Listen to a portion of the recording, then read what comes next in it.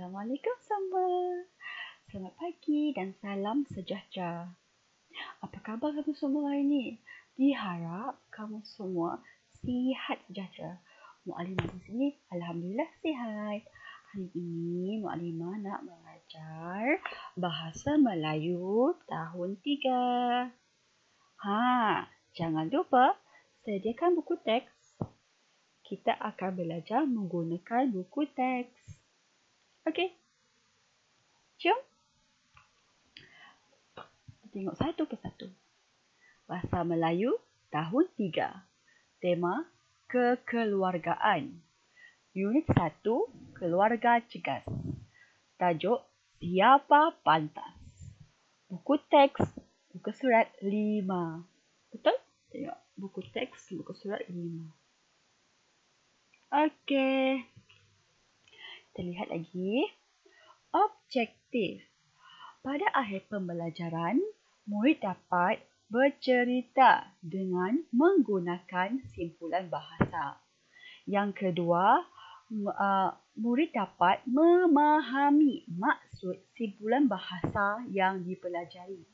Dan yang ketiga, membina ayat berdasarkan simpulan bahasa. Jom kita tengok seterusnya. Okey, apa ni? Simpulan bahasa. Apa tu? Apa itu simpulan bahasa? Awak semua tahu tak apa itu simpulan bahasa? Kita tengok satu persatu. Simpulan bahasa ini ialah perkataan yang terdiri daripada dua perkataan atau lebih.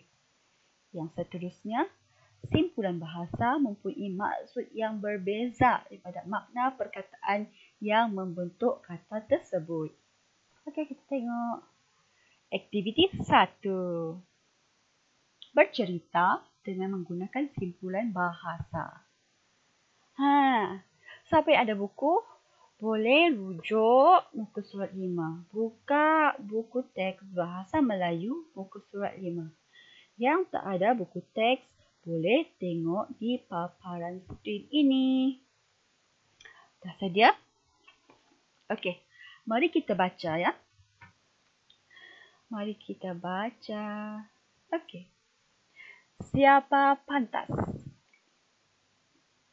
Nabila dan Nasri sedang beradu kepantasan membina bangunan dengan blok plastik. Mereka dibantu oleh ibu dan ayah. Kita baca dialog antara keluarga mereka.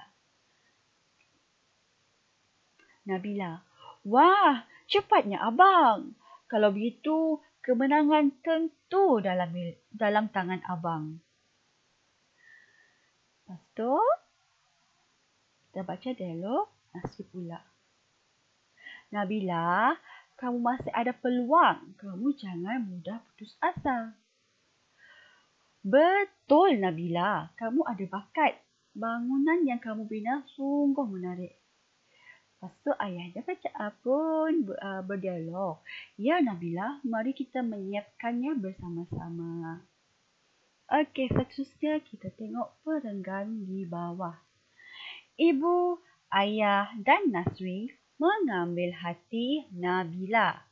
Mereka mahu Nabila terus berusaha. Setelah mendengar kata-kata semangat daripada keluarganya, Nabila dengan hati wajah terus menyiapkan binaan bangunannya. Akhirnya, Nabila berjaya menyiapkan bangunannya. Dia berasa besar hati. Air muka Nabila sungguh ceria. Ibu dan ayah mengucapkan tahniah kepada Nasri dan Nabila. Mereka buah hati Encik Abdul Aziz dan Puan Zainab. Okey. Di dalam teks kita baca ini, kamu dapat lihat ada tak perkataan berwarna merah. Kalau yang ada buku teks memang akan nampak perkataan berwarna merah. Ada yang nampak? Okey. Nampak tak? Kita lihat ni. Kalau dalam dialog pertama, dalam tangan. Apa tu dalam tangan? Nanti kita lihat sama-sama. Dialog yang kedua, ada bakat. Tengok satu. Dalam tangan, ada bakat. Yang ketiga, ambil hati. Yang keempat, hati wajah. Yang kelima, besar hati. Yang keenam, air muka. Dan yang ketujuh, buah hati. Nampak tak? Okey, seterusnya kita lihat aktiviti kedua. Bina ayat dari simpulan bahasa. Okey, kita tengok ayat pertama. Nombor 1, dalam tangan. Maksud dalam tangan ialah sudah tentu dapat. Contoh ayat. Kejayaan pasti dalam tangan jika kita bersungguh-sungguh.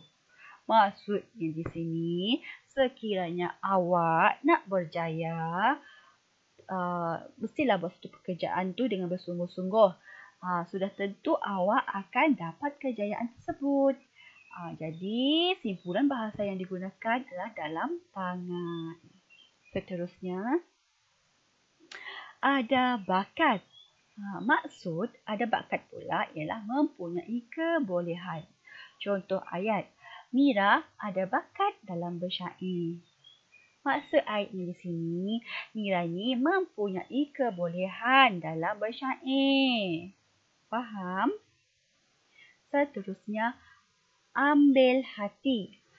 Maksudnya ialah membuat sesuatu untuk mengembirakan orang. Contoh ayat, Pak Samad mengambil hati Makcik Kiah dengan membeli bunga mawar. Wah, Pak Samad ni mesti Makcik Kiah ni merajuk. Maksudnya di sini, Pak Samad membeli sesuatu untuk menggembirakan hati Makcik Kiah. Seterusnya, hati wajah bersemangat. Okey, contoh ayat, Mustafa dengan wajah hati untuk menghabiskan buah tembikar yang besar itu. Wah, memang Mustafa ni suka sangat dengan buah tembikar. Maksudnya Mustafa ni bersemangat. Walaupun besar, dia tetap bersemangat nak menghabiskan. Macam itulah. Seterusnya, besar hati. Maksud besar hati di sini ialah gembira. Contoh ayat, Faris sangat berbesar hati menjemput keluarga Ziyad makan di rumahnya. Faham? Faham tak maksudnya? Maksudnya di sini, Faris ni gembira, sangat-sangat gembira jika keluarga Ziyad mahu makan di rumah dia. Okey, seterusnya, air muka. Riak wajah seseorang. Itu adalah maksudnya. Maksudnya ialah riak wajah seseorang. Contoh ayat, air muka Izwan sedih kerana dia gagal mendapat tempat pertama dalam pertandingan badminton. Maksudnya Izwan ni riak wajah muka dia, mimik muka dia sangat sedih. Kecewa. Itu maksudnya air muka. Itu maksudnya bukan maksud air muka itu adalah kecewa. Tapi maksud air muka adalah maksud riak wajah seseorang. Okey.